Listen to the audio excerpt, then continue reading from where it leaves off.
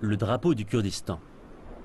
Devant nous, une terre en paix, prospère et pour la plus grande partie autonome. Mais le gouvernement régional a récemment annoncé vouloir aller un peu plus loin encore.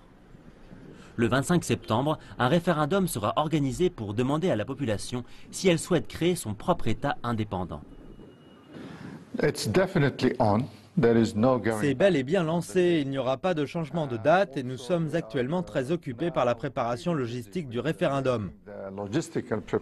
Ancien ministre des Affaires étrangères et vice-premier ministre dans des gouvernements irakiens successifs, M. Zebari sait que l'indépendance peut prendre du temps. Mais au vu de la situation actuelle en Irak et au Moyen-Orient, lui et les autres dirigeants pensent que c'est la seule voie possible. Au Moyen-Orient, l'instabilité est partout. Regardez autour de vous et vous verrez. En tant que nation et que peuple, nous avons beaucoup souffert et nous ne voulons plus revivre tout ça. Cette instabilité s'est renforcée au cours du dernier mois qui a suivi la visite de Donald Trump dans la région. Encouragée par cette visite, l'Arabie saoudite a lancé une offensive diplomatique de grande ampleur pour isoler et affaiblir le Qatar. Et alors que les États-Unis demeurent un partenaire stratégique du Qatar, les messages diplomatiques contradictoires de l'administration Trump ont créé une certaine confusion que les Kurdes cherchent à exploiter. Les Turcs luttent contre les séparatistes de l'ethnie kurde dans leur pays. Mais le gouvernement à Erbil espère que la Turquie n'interviendra pas. Mais des questions territoriales sérieuses sont en jeu.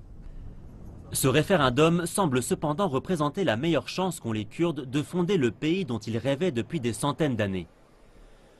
Le commandant Peshmerga Kattab Sor se souvient d'une époque où ici la seule mention du mot Kurdistan était interdite.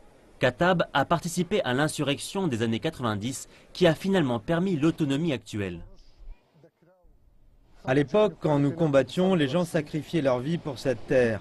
Ils le faisaient pour ce que nous voyons émerger aujourd'hui, pour ce référendum, pour créer un Kurdistan indépendant. Ce n'est que le début d'un long chemin. Mais après des centaines d'années à attendre, il se pourrait bien que les Kurdes aient finalement leur propre pays.